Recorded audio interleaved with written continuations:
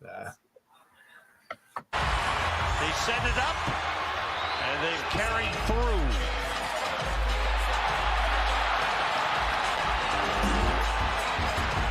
Two big guys going at it, boy. This is a big guy battle. Wow.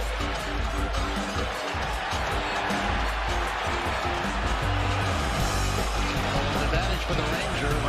No helmet for Johnston, so those punches are going to hurt a little more when they land.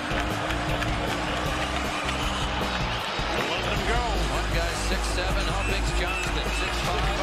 No, I think he's 6'7" also. That's pretty good size.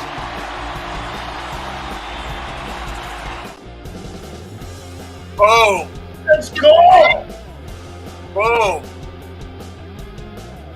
Let's go! I love that fucking kid, man. We're going to talk about Matt Rempe a lot tonight. A couple of really cool interviews. I'll bring that up in a little while, but you got to love this kid. You got to love this kid. You just got to love this kid. Lot to do. Obviously, there was a trade this week. We'll talk about that. Trade line's getting closer. Some suspect things. We'll talk about those. But if you don't know better, that's Chris Kotsopoulos over there. I'm Paulie D. I think I shared this. Oh no, you shared it on Facebook, but this is the first time. Look at that, man. Look at that. It actually fits. My buddy, look, he takes care of me, man. Took care of me.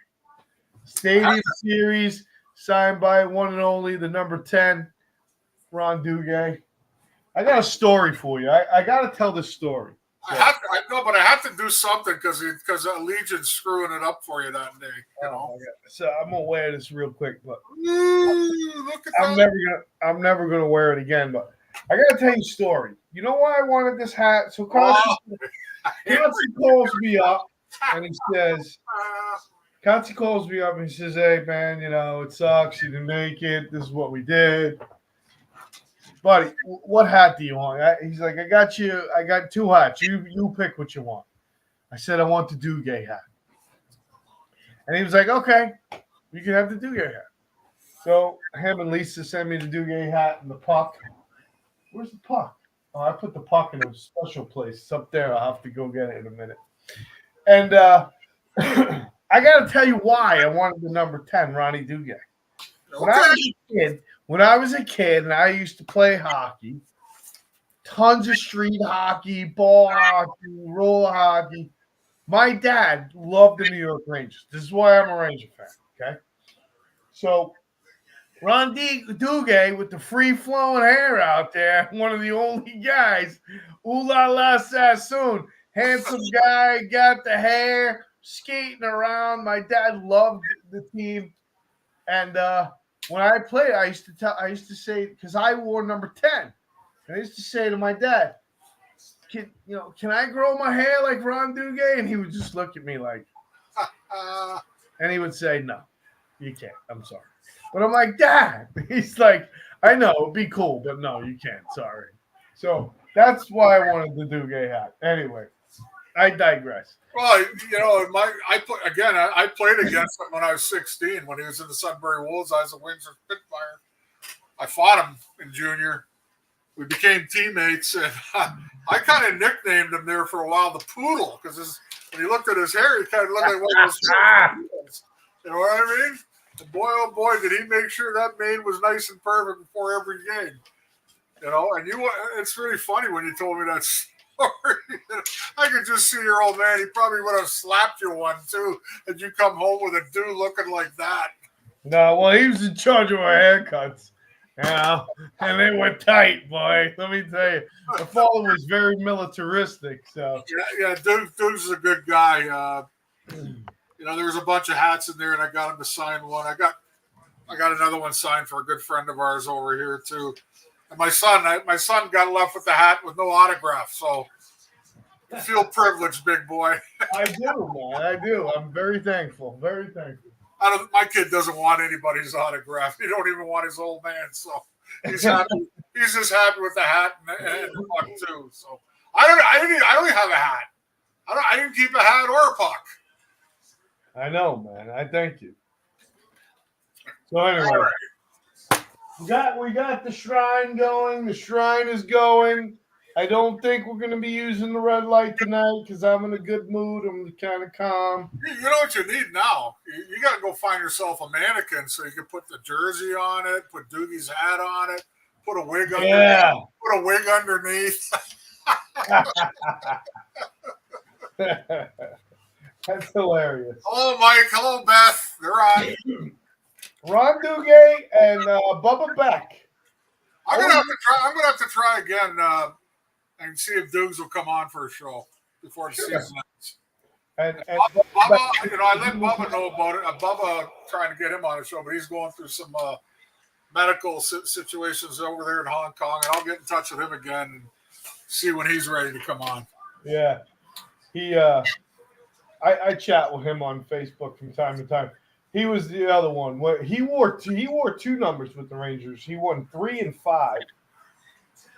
And that's good. That's a good question. My only year there, I don't remember. I think he wore number 3 when I was there. Yeah, I believe he wore number 5 too. I think, and I'm trying to think if he wore number 5 when he first got there. No, he couldn't have because I think Carol Vadney had number 5. So when Vadney left, he might have moved to number 5. Yeah. But anyway, yeah, I was a big Bubba Beck fan, because because he was big Bubba Beck. That's why. Exactly. You don't need to say more. So, all right. Well, enough of my childhood and stuff like that. We got a couple things to do, man. I really don't know where to start. I think I'm just going to start with the trade. Kotze, you wrote down the conditions of the only trade right now, and I'm going to talk about. There was a subject brought up, but looks like Calgary is going to start dismantling. So, Anthony. So you know what? I'll start it off. The trade for Brandon Tanev. It went down in the middle of the games last night because I was watching the game back and forth between the Ranger game and I can't remember what other game, and they brought it up on the other game, and it was something that was in the woodworks for probably a couple months now because he's basically a free agent at the end of the year. But it's really weird how it happened.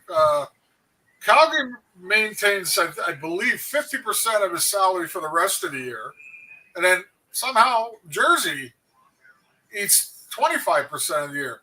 I have no idea who's getting draft picks and Calgary's getting second, third, all this, and then some defenseman's going somewhere. But, I'm trying to understand it. Like, just hear me out. When did Brandon Tanev become like this superstar defenseman? I mean, the way they're acting is like he's the actual, the big piece that's going to help your team win a Stanley Cup. I know he's a good defenseman, okay? But the way this thing all went down is like, oh my God, big trade. It's not like you traded Cal McCarr or, something like that. You know what I mean? You traded Brandon Tanev, who's a good, solid, steady Eddie veteran defenseman. And I'm not knocking him. He's played a long time. But the way they made it sound is like, wow, what a big trade. I mean, I almost fucking yawned when I heard it. You know what I mean? Like, seriously. Don't get me wrong. The Tanev brothers, they've done their thing in the NHL. They're good hockey players. I got nothing against them, but don't. I don't want to hear anybody tell me this is like the big, shocking trade that's going to make or break the Dallas Stars now. You know what I mean? Yeah. Just got to say that. That's all there is to it on it. You go ahead and make a comment on what you think about it. I just think Dallas is trying to fill a need, and I guess New Jersey got involved because I think they got a draft pick out of it. But don't you find it funny how two teams are eating part of the salary? Is that not kind of manipulating all the bullshit cap work and all this stuff? Yeah, and it's interesting how I'm good for them that they were able to figure it out and do it under the legal premises of whatever. But Well, I mean, I gotta tell you, I'm fucking tired of this hard ass cap. I think. So if the Rangers get Connor McDavid, can we get the rest of the league pick up his salary? I mean, right? It's like, it's just ways to circumvent the stupidity of the NHL with the hard ass cap. You got teams that can afford, players, and you got teams that can't. So, they kind of just I don't know why they agreed to all of this, but they've just handcuffed teams, and really have kept, you don't want, it's apparent, they just don't want the league to run into dynasties and things like that because you can't with a hard cap. But You have a window. You have a window to win. That's what they do in the NHL. Okay, but it kind of like contradicts their whole theory then, because I don't disagree. They ask extraordinary prices for their new expansion teams. The next one's going to cost, they say, close to $1 billion or something like that. That's the rumor. They always talk about the owners and the general managers, and I guess the stockholders are always talking about making money. And then in the end, what they tell you is that because you have 10 over here and the other team only has 1 over there, that you all got to be equal. Right. That's the dumbest shit on earth. Yeah. But that's the way it is. They're trying to even out the playing field. But realistically, when you think about it, when does that happen? When is a totally undercapped team money-wise that don't have the money to spend won a Stanley Cup? You tell me. I don't know. That's going to be a good one for the next show next week.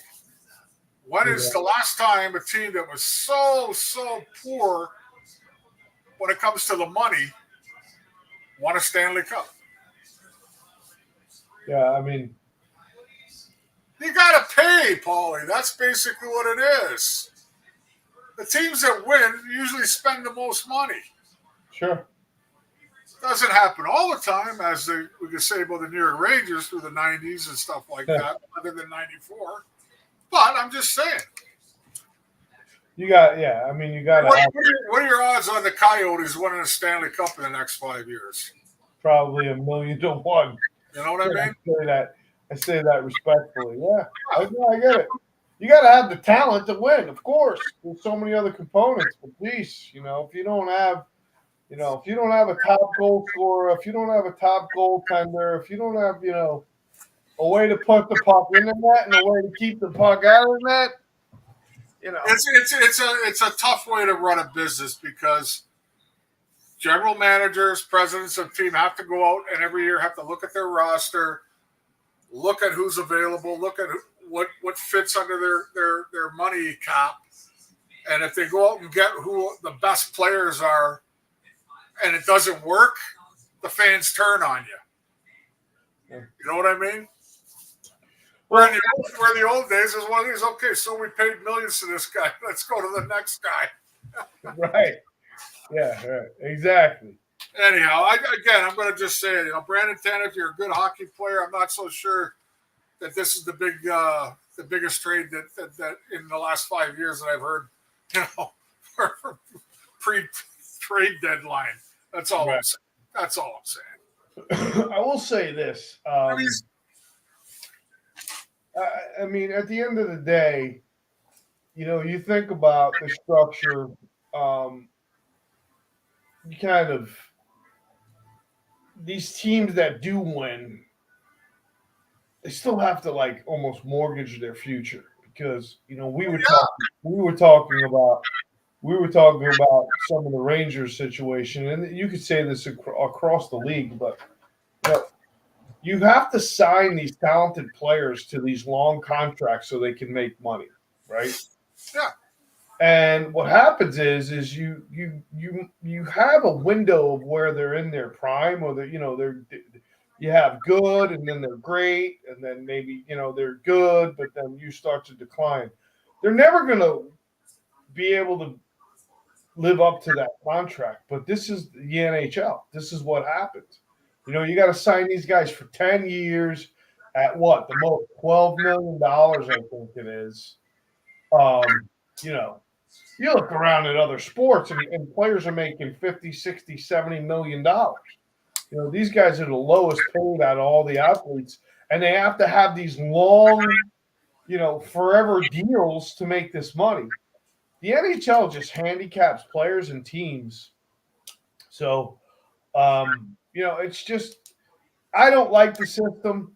I think it can be. Redefined. I appreciate that. You also shouldn't be able to buy a winner every year. I get that. So I understand trying to stop that.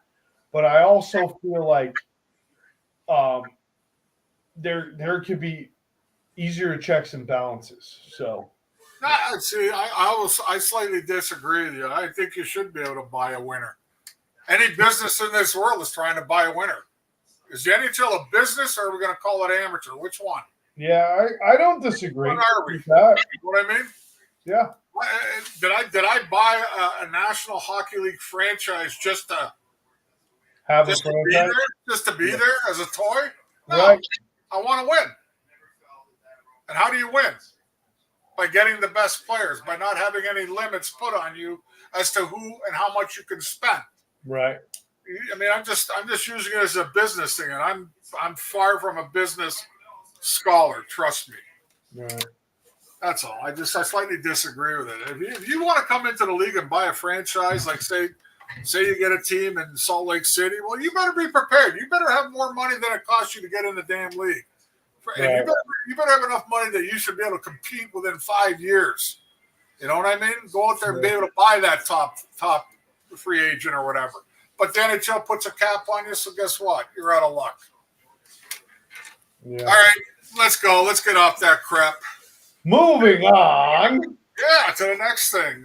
Hey, so how about this? Both Sheldon Keefe and who is it here? Don Granato fined $25,000 of each for conduct towards the officials. What are you thinking about that, Cods? Well, I actually was watching the Leaf game where I must have missed what happened because all of a sudden I just seen him walk down the bench all the way down by the boards and into the overhang there to the Leaf dressing room. So I don't know what he actually said, but I'm pretty sure there was a few F-bombs and a few this and a few that. Because for you to get fined $25,000 for just talking, it had to be pretty derogatory. And the same thing with Granato. The Granato thing I did read a little bit about. I don't know what he said, but he was just complaining about the officiating, how horseshit it was. You know, how this call was a bad call and it cost his team a game. You know what I mean? And we all know there's been a lot of horseshit calls this year. Exactly. Well, that was going to be part 2 of it. So that's probably what happened with both of them. I would really like to know somehow, some way we can find it, what they really said to the referees. When's the last time you saw two coaches not playing each other either? You know, it's not. No, this is two different games. When's the last time you've seen two coaches in the same year get fined by the NHL and not in the same fucking week almost, like for the same problem? I'm thinking back on my career, just under 10 seasons. I don't ever remember a coach getting thrown out of a game. And trust me, the words that were coming from our bench areas back in my day, they would make the average adult today wilt like a bad flower. Well, that's easy. You know what I mean? But you know what I'm saying. I mean, we were quite loose with our verbiage back then, and our coaches were too when it comes to talking to referees and all that stuff. But for you to get a $25,000 fine, there had to be something said there that had to be just perfect. You know what I mean? And it's two different coaches, man. Yeah. Well, but you know what? I mean, I hope, because we had this conversation. Well, correct me if I'm wrong, though. Granato, did he get thrown out of the game, or did he just get fined after the game? I'm not positive. I know Keefe got thrown out of the game. he got thrown out of the game. The Granado thing, I'm not sure about. I think it's because of his comments after the game. Okay, there you go. Sheldon Keefe got ejected and fined, and it looks like Granado got fined the $25K. So you got something there. But my point is this. Hopefully, I doubt it because they're so stupid, but I've been talking about this. I know I brought this up show after show after show. I think the officiating has been fucking awful this year. Worst I have ever seen. And I went on a rant last week because Rempe got a match penalty, and then the league shit the bed, and they didn't do anything about it. So apparently, it wasn't so detrimental. But it's like I feel like the officiating is so wishy-washy. I have never felt like that before in the game. I always felt like, I know the rules pretty good. I've even looked at the rule book. I won't lie. I know the rules well. I study the game. And I feel like, with the replay and some other things, it was like, okay, they got the call right. I don't feel that way this year. And this year, I don't remember ever being so frustrated like it's like Jeopardy, ding dong, ding. I'm like, what are they going to say? How are they going to rule? I think I know the rule. I look at the play, whatever the case may be is, and I'm like, okay, that's offside. So that's, a goal or not a goal. And then they come back with the complete reverse. And I'm like, where the fuck did that decision come from? I've never seen that before. When you look at it as a whole, like what's happened with remember it was about 8 years ago, 10 years ago, when they started clamping down. They were going to obstruction, you're hooking. To me, these are like minor penalties. Okay, exactly. That's what I say. Obstruction. Remember that? Yeah. Oh, I remember. They don't call that anymore. But what bothers me as a former player and when I watch these games is like if you're going to grade a penalty from 1 to 10, you know what I mean? Where a 10 is a guaranteed call. And here's what I'm saying here. The 10 is a guaranteed call. If I slash you with two hands, then it's really hard. Right. If I just tap you with one hand on my stick, that grades of 1. Shouldn't be called. And some of the tripping calls are horse shit too. Okay? All the calls of holding, tripping, you know what I mean? Stuff like that, cross-checking. I mean, there's got to be a higher level of that to make that call than just the attempt of some half-assed attempt at it. Well, like, look at last night. They tried to call Trocheck for a 5-minute major. I know. Getting Goudreau there, Johnny Hockey from Columbus. But see, with the NHL, real smart, and they protect themselves. Well, if we call a 5-minute major, then we can rescind it if we go to the video. It's their way of covering up their ass. Okay, I just don't understand how a little tap is a slash, a little push with the stick is a cross check, a slight touch with your glove, not even grab, is called as a holding. This is what the fans are getting frustrated about. It's not an obvious call. Right. And yet they're calling it. And the other thing we forget too, though, Paulie, is take a look at the NHL's referees now.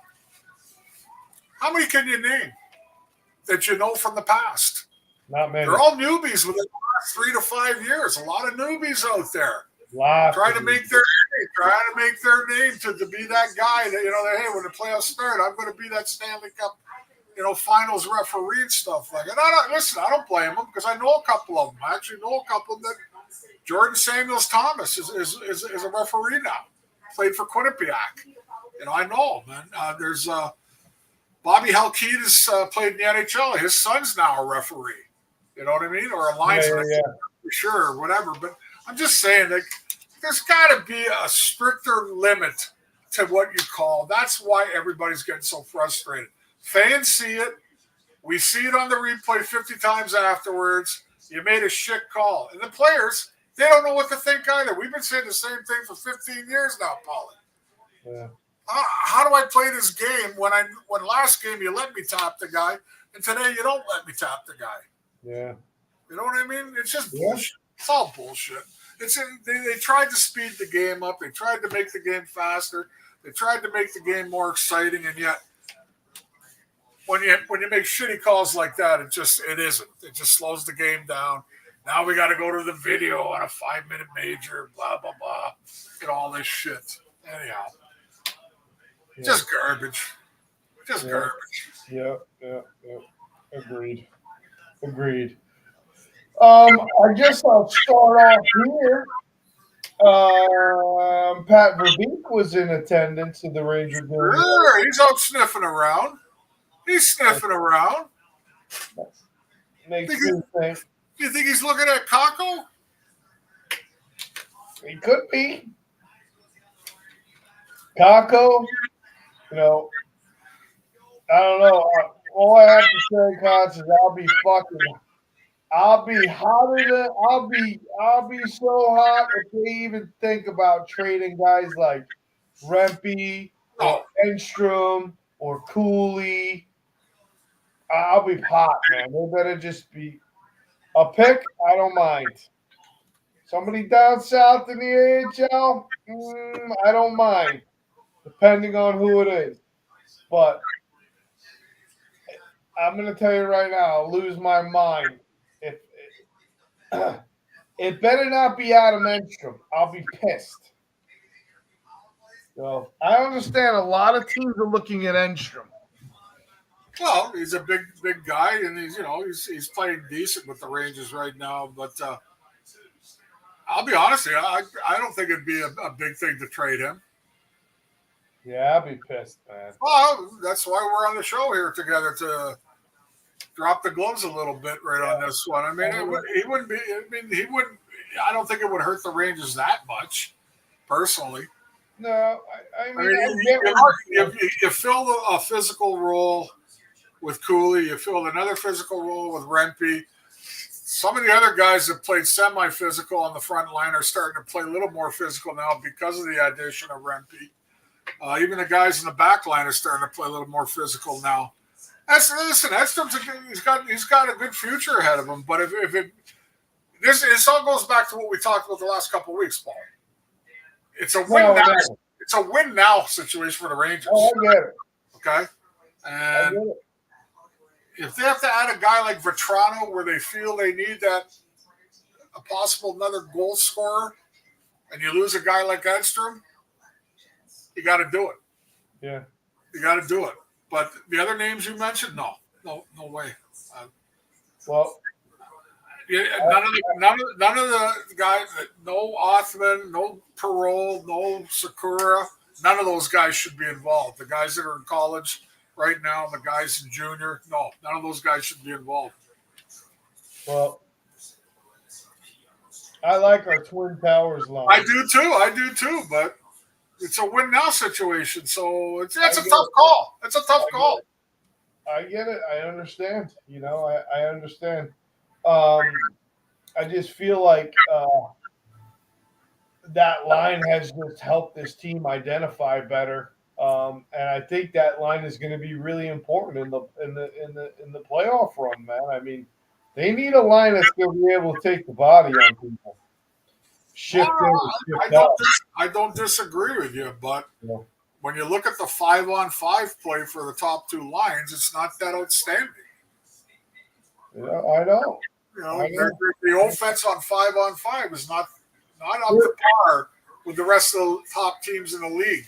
There's no doubt in my mind the Zibanejad line needs a natural right-handed scorer, someone who's not afraid to shoot the fucking puck. Well, Vetrano's not right-handed, is he? He's left-handed. But he's a natural right wing. That's his position. Oh, okay, but I'm just saying you're thinking of a right-handed. Because the manager just wants to pass the puck, and a guy like Vetrano just wants to shoot the puck. So it adds up. I mean, Vetrano gets that puck, he's taking a shot, man. He's not going to look anybody off. He's going to try to beat the goaltender. He's the guy who gets the analysis on the goaltender and looks at, well, I'm shooting high, I'm shooting glove side, I'm shooting stick side, I'm shooting 5-hole, I'm shooting here, I'm shooting slightly over the pad. He's that guy. Well, you better have that mentality. If you bring him in, you better have that mentality that I'm here to shoot and I'm here to score instead of pass. 25 Don't fall into that okay, I got to pass the puck routine like some guys do. Well, now, pre-show, I know people might not want to hear it, but you mentioned Tarasenko again. What do you think about that? I like it because I don't feel like they're going to have to give up much for him. Well, he signed a one-year deal. Yeah, the contract's almost over. Yeah, he signed a one-year deal with Ottawa. Ottawa will probably take a high pick and a low pick. They might want an AHL player. I don't think it's going to cost you that much to get him. So, I mean, there's some chips that this team has got to decide what they're going to do. First and foremost, I'm going to discuss this again. I know a lot of people don't like it. Your boy number 55, his contract's up this year too. Oh, yeah. He's an unrestricted free agent in the summer. So you got Lindgren, you got Jones waiting in the background there. We got this kid, not this kid. He's not a kid. What's his name? McKay. Yeah. I like him. I think he needs to play now. I think he needs to be on this team now because if you're looking at what the Rangers need, to me, they need a right-handed scoring, a right-hander who's willing to shoot for that on that advantage end line. They need to fill that hole. And then I honestly feel that this team needs a big, ugly, stay-at-home, grind it out defenseman. I think this team still needs a defenseman. I know I've been saying that for months now. Everyone loves they filled the biggest thing that we were worried about, not having enough grit. That's there now. Okay, right. Yeah. Okay. But I've been saying all along they need that rugged, snarly type D-man back there. I don't know if any of the guys that they're talking about in the trade, like I was reading today 40 guys that are tradable, that are looked at, and I'm looking at these guys like Noah Hannafin and Chychrun, and these guys aren't physically, they're not overly physical players. Well, they're big in size, like 163, 231.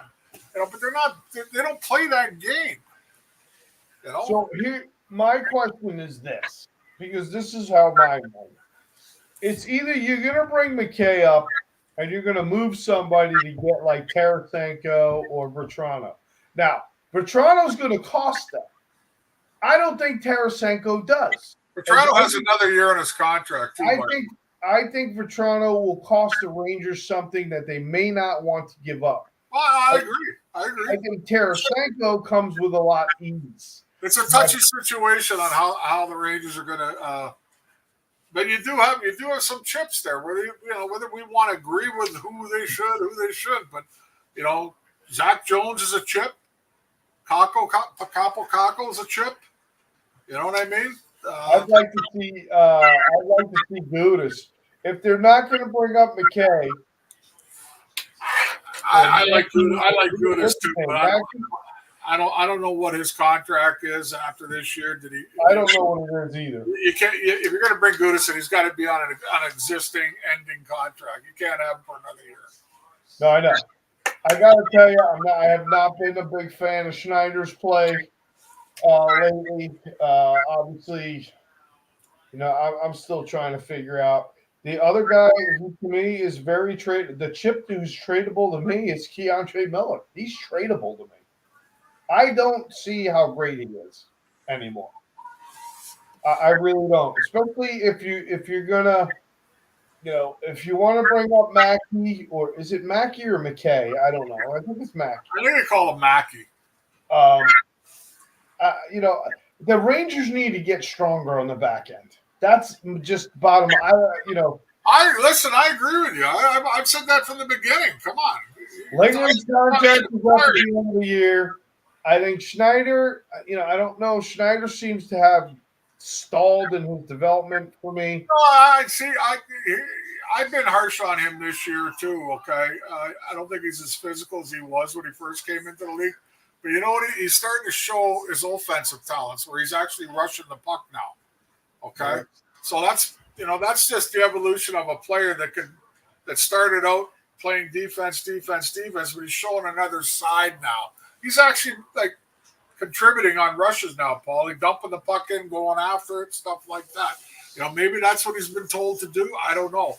I just think it's pretty simple. A goal scorer, a guy that can put the puck in the net, and a guy that stays home, plays tough defense. That's all they need now. The goaltending is turned around. Okay, it's turned around. Shesterkin's been amazing the last 7 games. Cost himself a shutout last night with his little. He gets a little risky with that puck every now and then. But I'm not worried about the goal. Wow, what's that? Just so you know, Beth ended it, so don't worry about it. She's the best. Gudas has a 3-year, $12 million contract. So have a nice day, buddy. For who? For Gudas. He's got 3 years. He's got a fresh 3-year deal. Yeah. He's out of luck. So we Yeah. can stop talking about him. I'm just going to put a big X right here now. Okay, Ruth? So that gives you Mackie McKay, which I would like to see because Connor McKay. Is it? Yeah, okay. Connor McKay. So you got him. He plays physical. You got the Twin Towers line. You got Cooley. You got Trouba. Now you got some physical grit there, right? All we need is Tarasenko on the right wing. My only holdback with Tarasenko is he's another Russian player who does look to pass before he shoots the puck. He is more of a shooter than a lot of Russian players are, but depending on what the cost is, I think it's simple. Well, he'd be the logical choice if I was. You're taking a guy. What's he got left on his contract? Like maybe $1.5 million left for the rest of the year. Yeah, I think he signed like a 1-year, $5 million deal, and you don't have to keep him after the season. But with him, I don't think you need to give up any actual players. Give a 3rd round draft choice. Right. You know something like that. Right. But it's funny. I got to bring up my Toronto Maple Leafs. You were talking about right-hand shots. Toronto played the game tonight and last 2 nights ago with 6 left-handed defensemen. Wow. And they're complaining about it now, saying that's got to change. So right-handed defensemen are it's prime real estate right now. That's why they were trying to get on that Tanev trade. But I just wanted to bring that up about you talking about right-handed shots, right wing, all that stuff. What side did you play, Kyle? I played both sides, even though I was a right-handed shot. You're a right-handed shot, eh? Yeah, I played both sides. When I played in Hartford, I was right-handed. Mark Howe was on the left side. Then it was Marty Howe on the left side. There's a whole bunch of people in Hartford I played with. Normie Barnes, Mark Renault. I could name a whole bunch of guys that. When I got to Toronto, though, I started out on the right side, but I played with guys like Jim Benning, Al Iafrate, Gary Nyland. Trying to think who else on the left side at the time. But by the end of the first year, when we made the playoffs, it was Bill Root playing right side, and I was playing left side right-handed. So I was able to play both sides. I didn't mind it. It didn't bother me at all. Yeah, I'm a left-handed shot, and I know I could never be successful. I used to like to play center, but I would never do well on the right side of being a left-hand shot. I just didn't feel comfortable. Well, it's it takes some getting used to, but it wasn't a big problem for me. Yeah, well, I mean, charging the net, I feel like I'm always on my backhand there. By the time I was in the middle of my career there in Toronto, so I was more of a stay-at-home defenseman. So I kept things simple. That's all. Well, I mean, I think those are the areas that the Rangers have got. But you see, they have the defensemen in-house that they can move up, right? Yeah. So the only thing is, do they have to make a roster move? You have to. That's the thing, Paul. They got cap problems again. Right. So then you would have to trade a player away, right? Or you have to put somebody on waivers and with a potential chance that he gets picked. Right. Which, in that case, it is what it is. But I really think the Rangers. I think you're going to see something happen. I don't know how big it's going to be. My gut guess is Drury's going to do something. And I also think once whatever happens in Hartford, if they make the playoffs, don't make the playoffs, if they get beat out early, then you'll bring up a couple guys. They call them the Black Aces that'll be there just in case somebody gets hurt or they need a change. That's the way it works. That's the way it works with every team once playoffs start. Yeah, well, I think you'll see Oppman there. Well, you said Big Ben Harper was injured and he was done for the year, right? Blew out his knee or something. His neck. He's done. So, he's done. But I feel like that is. I don't know. I feel like getting a right wing for the Zibanejad line and getting a stay-at-home, gritty defenseman who could actually has the physical abilities to do the job, and that's my thing now. You got Fox, who offensively is very dynamic, but a small guy doesn't it isn't tough to play defense against. I know everybody loves Lindgren, but he's still a small guy. You get a big body player in front of him, and it's tough. You got Trouba, who's average, a little bit above average in size and strength. Well, he's actually a pretty big boy, Paul. He's like 6'3". Yeah. Keandre Miller's a big guy, but he doesn't play like a big guy. That's the mystery. So, you got Schneider. I just feel like they need gritty ugliness in front of the net there. We're just beating a dead horse over and over again. We've been saying this for months now. They do, but I don't know where you're going to get that. Where are you going to get that? Where are you going to get, unless you bring it up from Hartford, you're not going to get that around the league. Because a guy like I mentioned, Chikrin, Hanifin, Tanev, all these guys. I mean, Tanev was probably the most physical out of the three that I just mentioned. Well, he's gone now, and he's 34 years old, so he'd be a rental too if you had him. But it's going to probably come within the Rangers. Still do something. I think Drew will probably address something up front before he addresses anything on the back, and there might not be any addressing to the back. It might be just the way it is. It is. Right now, we can't complain. If you're Ranger fans, you can't complain. You got the most wins in the league right now. As of now, they've got the most wins, regular game wins in the league. With all the bitching and squawking you and I do, they still got the most wins in the league. Think about that. Yeah. Well, I want to talk. Listen, Anthony, I bring me back before I bring Eddie back. Eddie Hospital. I guess I want to kind of talk about Matt Lempe. Yeah, we're in the last 15, 20 minutes of our show. It's time. It's time to talk about the biggest news in the NHL over the last 2 weeks. This kid, big all over. Trust me. This kid is all over the league. Every team is talking about it. Every media outlet's got it. How exciting for him. How exciting for his teammates. And I just love him, man. I just love him. I heard 2 interviews, one of them by Biz Shitstain. Who? Yeah, that guy, Biz Shitstain. You know who he is. He actually had nothing but nice things to say about him. Complimentary about how old school. It's probably because Rempe's won 3 out of 4 fights, which is about 3 more than he won in his day. No, I'm just kidding. And somebody more important that I like, Sean Avery had some Sean Avery, the Renaissance man.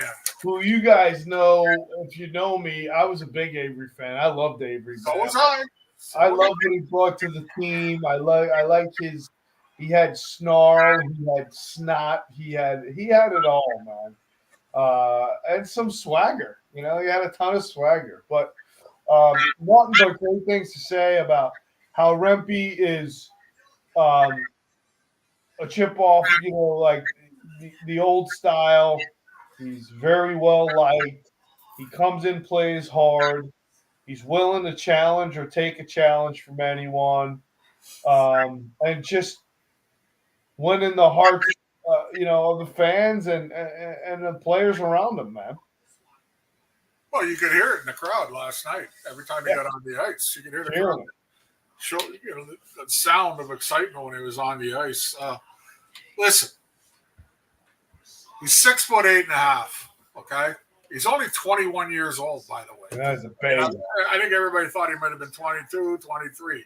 He's only 21. He's learning as he goes when it comes to like the fisticuff part. I mean, to me, I give him 3 wins out of 4, and I give him a slight edge over Delorier. It wasn't a decisive win over Delorier, but he got the slight edge on that one. The last fight against Matthew Olivier, I mean, he started out pretty good, but Olivier got inside on him and popped him quite a few, and he learned a big lesson there. But for a guy to come into the National Hockey League and take on 4 of the toughest guys within a 2-week span, Paulie, when's the last time that's happened? I don't know. Rookie, we're talking about a rookie here. Yeah. He's willing to do it. He knows what the team needs. The team might not say it outwardly, but inwardly they know. They're like, yeah, we need this guy. We need this guy on our bench. We need this guy patrolling the ice, skating up and down and taking the body like he does. I told you last week, one of the first games that he played at the outdoor game, you could actually hear, before he got into the fight, you could hear his body checks. Like, when's the last time you're watching TV and you can hear stuff? I love it. You know what I mean? I agree. I agree with Avery, not so much with Bissonnette because I just don't want to agree with that dickhead. But I think he understands his role. I think he's happy to do it. I think he's going to learn to pick his spots a little better. But I also think there's going to be quite a bit of respect around the league. You know, like, hey, this guy's no slouch either. Anybody that's a tough guy right now, I'm sure they're looking to see when the Rangers are on the schedule. And pretty soon they're going to be playing the Leafs pretty soon with Ryan Reeves. Right. You know what I mean? So the only thing I would like to say to Rempe is to use his reach just a little bit more when he does drop his gloves. I mean, you got to reach here. Use it. If anybody remembers the Grim Reaper, Stu Grimson. Yeah. Stu Grimson was 6'5" and 2 whatever in his prime. His early fights as a tough guy, he was losing more than he won. Right. But his last half of his career, nobody beat him. He was unbeatable. Why? He used his reach, stuck people out there, and just absolutely clobbered everybody. The Grim Reaper was well named. He used his reach well, and nobody could touch him. When Matt Rempe decides to learn how to use his reach just a little bit better, instead of grabbing in the center, grab the arm a little bit more. You know what I mean? So that guy can't swing at you. But I if he was on my team right now, I wouldn't say too much to him. I really wouldn't. I just, hey, kid, do what you do. That's it. Because he knows what he's there for. He knows what he means to the team. And then the funny part is, did you watch him play yesterday, Paul? He skates up and down the ice. He made a great pass behind a little bit there and made a great move around the sliding defenseman. He goes to the front of the net. When's the last time you've seen guys like that on 5-on-5? We're not talking about a power play here. We're talking about 5-on-5. He knows where the net is. He stands right in there. He don't give a shit.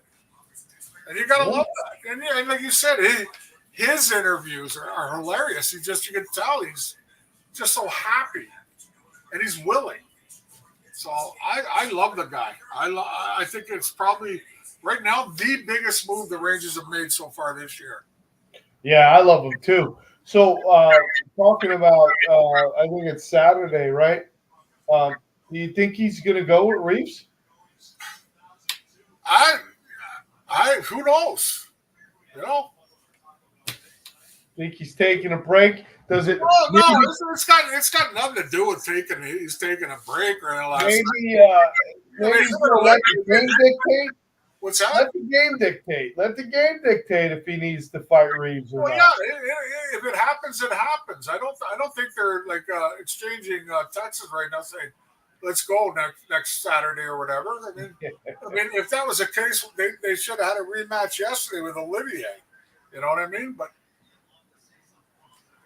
yeah, hey, listen, it's possible. I watched Ryan Reeves tonight. He pounded the shit out of Liam, whatever his name is from the Coyotes. Liam O'Brien, who's a willing game guy's been around a long time himself. You know what I mean? But Reeves gave it to him pretty good tonight. Yeah. So I don't know. It's just gonna. If it happens, it happens. That's all there is to it. I just want to say, Ranger fans, I'm proud of you, man. I'm proud of you. I'm glad that Ranger fans just absolutely acknowledge this kid and love him, and just keep cheering him every time he's out on that ice, man. But Shesterkin's been Shesterkin, Chris, and that's he's been up and down this year. He got hurt, and Jonathan Quick really stood in there. Yeah. But Shesterkin's back. He's played his last 4 or 5 outings have been some really good. Goaltenders go through this, and we talked about it 3 weeks ago. Remember when we were him and Han about whether they should play Quick or not? I said, sure, play Quick, because Shesterkin needed some time off to regroup his head, realistically, and he did, and he's come back with grade A efforts. I mean, the teams work good around him, but Shesterkin's the number one guy. But Quick is there in case he's needed. That's all there is to it. Right. Goaltending's not a problem. It hasn't been a problem, realistically, with the Rangers, okay? It's not a problem. That's nothing they'd have to worry about. What they got to worry about is trying to build that forward lineup a little bit stronger in the top 2, like you said, and maybe build up the defense a little bit. But overall, they're in a good spot right now, Paulie. I mean, yeah, there's some games where they just barely win, but you know what? Every team barely wins, okay?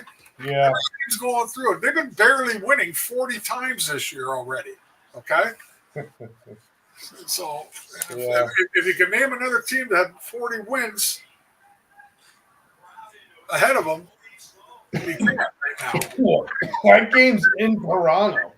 Yeah, it's in Toronto. Like this, I have it on today here, and Toronto's up 3-2 on Arizona with 5 minutes to go. Yeah, so they had a 3-0 lead too. The Leafs at one time. Yeah, would you say they had 6 left-handed shots? They had 6 left-handed defensemen, and that is like unheard of. That's crazy because it does. Some guys can play left side. Yeah. Some guys, a right-handed shot can play left side. Some guys on the left side can play the right side, but not all of them.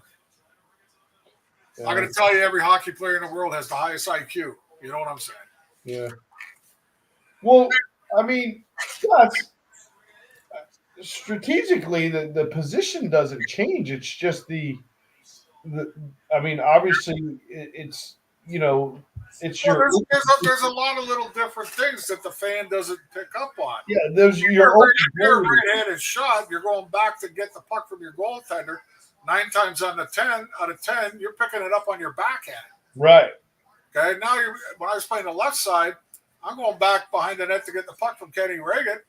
I'm on my right hand, which is kind of cool. You know what I mean? When I was on the point in the opposition zone, my stick's more to the middle now when I shoot the puck. There's so many little things, and when you're backing up to try to play a one-on-one, if you're on the left side and you're a right-handed shot, you got to make sure your stick's not way out here by the boards, because that's how I played. You played one hand on the stick. Right. And if I was on the right side, the stick's in the middle of the ice. Well, now my stick's over here. Right. On the left side. There's so many little things that are involved that, I played with a bunch of guys that were NHL caliber, but weren't the smartest fucking guys at all. You know what I mean? They couldn't do that. Couldn't play both sides. Just didn't have it in them. So understood. Well, like you said, the Rangers are first to 40. Just some fine tuning, some good games, some bad games, and whatever else. They spoke about how bad January was, but February's been a good one, boy. Yeah, well, again,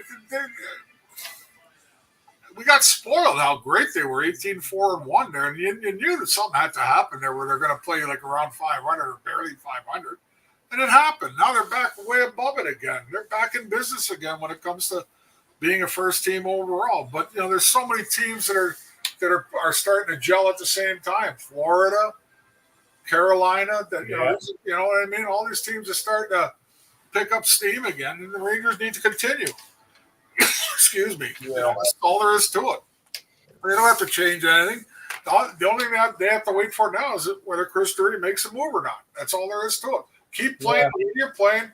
Let management take care of what they think they need. That's all there is to it. Got to fix the power play. Power play's been struggling. Well, they pass the puck too much. That's the bottom line. I mean, it's always that. Every team in the league that has a shit power play is because they continue to think they're playing in Russia, European style. Yeah. Okay? That's the one thing North American hockey got sucked into, is playing that European style pass bullshit. Yeah. We should have put a limit on European players like they do to the Canadians and the U.S. players when they go over there. What I did notice that I thought was odd, and I know you'll probably, I know this. You'll have something to say about this. Panarin's interview yesterday. What's that? Panarin I don't ever remember Panarin doing an interview completely in Russian, but yet he understands English very well. Listen, he knows he can speak English. Guy's been, how long has he been in the league? And I can sit there and tell me he can't speak. He's got to understand it, that's for sure. Well, he knows it. You can see him talking on the ice with Kreider. You can see him on the power play. They're talking, and they're not talking. Oh, yeah. They're not talking Russian. Oh, I get it. It's like Ovechkin in that commercial. I'm Breva. Remember that in a long time? Guy, he wouldn't talk. You never heard Ovechkin talking at all. Remember? They know how to talk. They just don't want it. Yeah. I found that interview interesting yesterday. No, listen, Panarin's your favorite player, and he's having a great year. There's nothing you can say bad about Panarin this year. There's nothing really you can say bad about him in the regular season any year he's played with the Rangers. He's been the guy, and he's definitely been the guy this year. He's going to set career highs.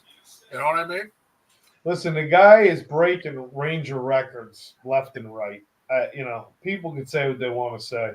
Well, I don't know if he's breaking anybody's records. Ranger records.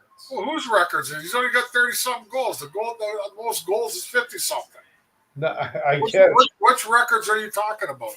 Points. He's the fastest Ranger points now. He's got more points than I think he passed Messier in the amount of games that he's played. He's passed him in points. Like, he just keeps doing things.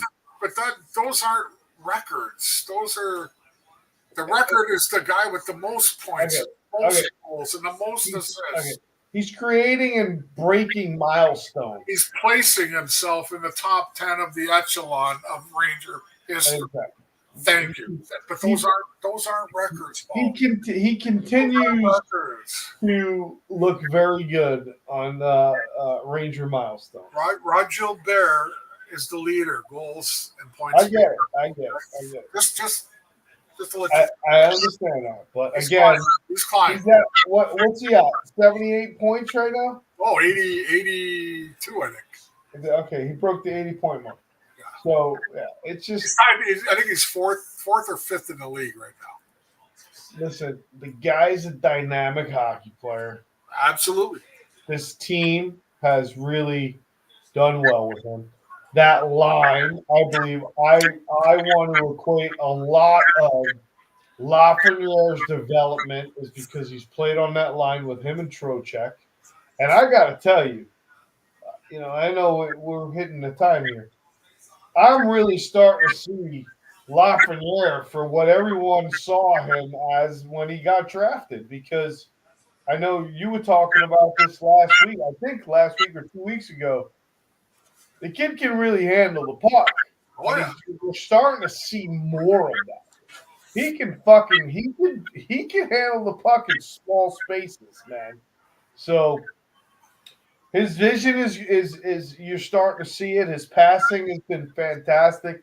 He's playing on that line. I think that whole line, I think they feed off each other. So you got to say that has been the line that's carried this team all year long. It's a good mix. Trocheck is probably one of the most underrated two-way centermen in the league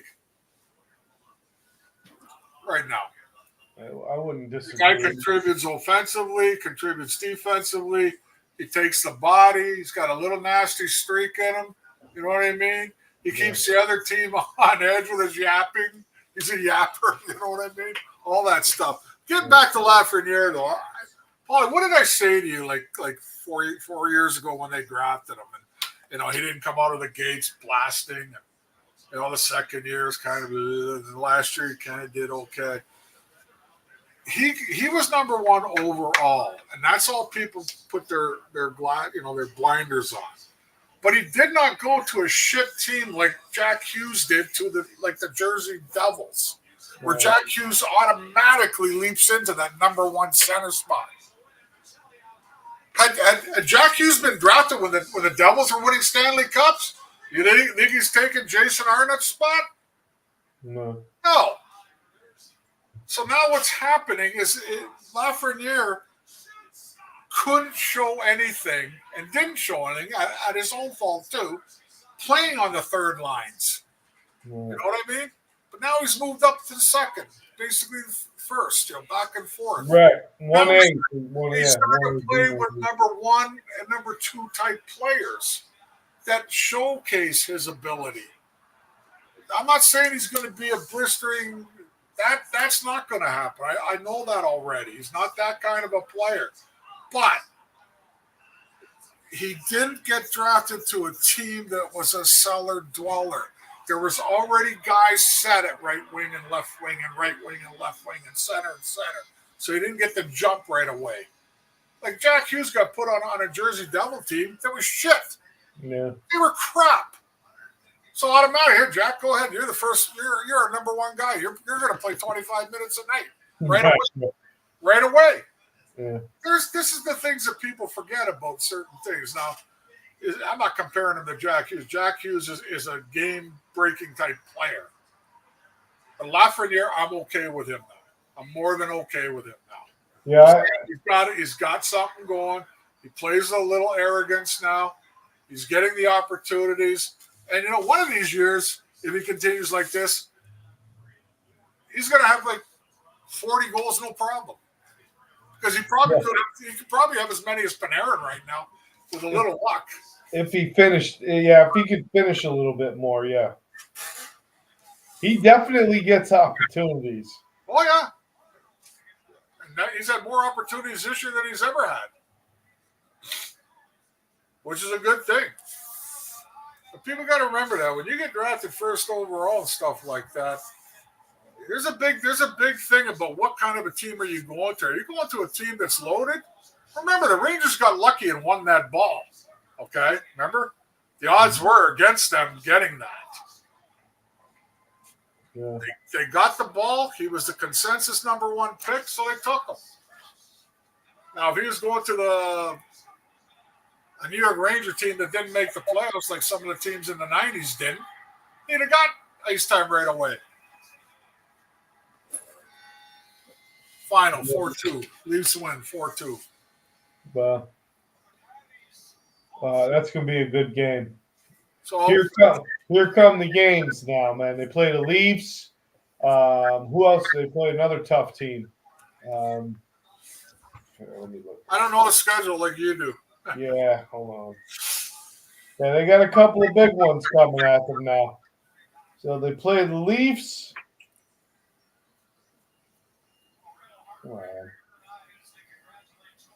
Then they play the Panthers Monday. Is that at home? It must be at home. I believe so, yep. And they play the Blues and the Devils. So you got back-to-back pretty tough games. You're going to play the Leafs and you got all four of those games are tough because the Blues are neck and neck for the final wild card spot. That was the other. Devils ain't out of it yet. Yeah, they're going to be tough games, but they got to play them. That's all there is to it. Yeah, that was the other player. The Blues apparently was shopping Buchnevich. I mean, he's got 2 more years left on his contract. I looked that up today. I think he's got 25 goals this year. Yeah. Well, again, when he was with the Rangers, he wasn't the #1 guy. Now he's like the #1 or #2 guy behind, I think, that Thomas. Yep. That's it. He's getting more ice time. It's a matter of time for some players. It's not a matter of how good they are right away. Right. You got to get time. Well, I think it's time to rattle the cage. Bring up that Mackey kid, that Mackey guy. I want him to play. I think there's a couple defensemen that wouldn't mind sitting out a couple games. See, if the league was like the way I said it should be, no cap bullshit, we could have them up. But you can't. The Rangers, I don't even know what their cap space is right now. Less than $1 million. No, it's better than that because they all year long. It was less than $1 million before the Hedel thing. I know that. Right. Well, Hedel was $4 million. I think his cap hit though was like 3.5 or 3.8, and then I don't know what the cap hit was on Wheeler, but I think Wheeler. The Wheeler, Pitlick, and Bonino was like 800,000. That's all it is. Yeah. All three of them are big. It's not that big. So, crazy to think that if Wheeler didn't get hurt, we really wouldn't be looking at Rempe right now. I think you would have seen him before the season ended. I do. He wasn't there. It was Edstrom that they were playing with. Doesn't matter. I still think they would have brought him up somewhere along the line. But that's the other thing. Rempe can play hockey, man. He skates hard. Absolutely. Skates hard. He's got what has he got? He's got a goal. He's got 3-4 fights. He's had 4 fights. He's got a goal and assist already. Right. I don't know how many body checks he's got, so how many checks he's got, but quite a few. And this is the other part about him. By him establishing himself early with the fighting, he's giving himself some room out there. That's the thing. You get room by letting everybody know that I'm not to be messed with. So it's a good thing for Matt Rempe. I got to change the channel. $4.5 million. Is that the space? Yeah, 4.383.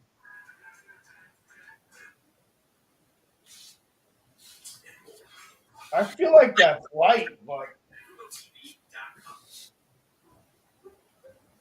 what's that? 4.383 they got. And depending if they move a contract, so that's enough to stick some things in there, He's always hitting the fairway. He's got a great short game. All right, I'll put it on NHL tonight, which I rarely do. Well, that's money. That's money that they could play with. $4.5 million. Be all right. Well, Tarasenko makes more and more sense now. You know what's Tarasenko's hit? You signed a $5 million deal. It's not going to be much now because you're 2/3 of the way through this, more than 2/3 of the way through the season. So I don't know. We'll see. We'll see. That's all I got, man. That's it. Big Till game. next week. Big game against Toronto. Big game against Florida. Those games are going to matter to me. Those are the gauge games. If Rempe fights Reeves, he's got to do this here first. Grab with that left hand. Because Reeves stands straight up like this, eh? This is how Reeves fights, right here. And then he lunges and then he starts whomping like that. That's what he did to O'Brien tonight. So get the arm out there. It happens. Yeah. Regardless, I love the kid. Yep. So I don't know. Hopefully he lets the game dictate. If he needs to start something with Reeves, I would like to see Rempe fight when it matters. You know, somebody got hit. You know, something got done. Something that's game related. You know what, though, Paulie? Every fight he's had, it mattered. When he fought Olivier in Columbus, the Rangers looked like shit the first period. They looked like shit the whole game. They looked like they were sleepwalking. They were tired. He tried to get them going, and it didn't work. You know, when he fought Matt Martin, come on, right out there, 80,000 people. There's a ghost in my kitchen come walking in here. Uh-oh. You know, he did it, but he picked the right times and stuff like that. You know, that's the way it goes. All right, that's it. We'll see what happens. Let's go Rangers. Let's go Rempe. All righty. All Ciao, right. baby. Good night, everyone. We'll see you next week. I'm not sure what day. Usually Tuesday or Wednesday. Probably Wednesday, but that's just me talking. Bye.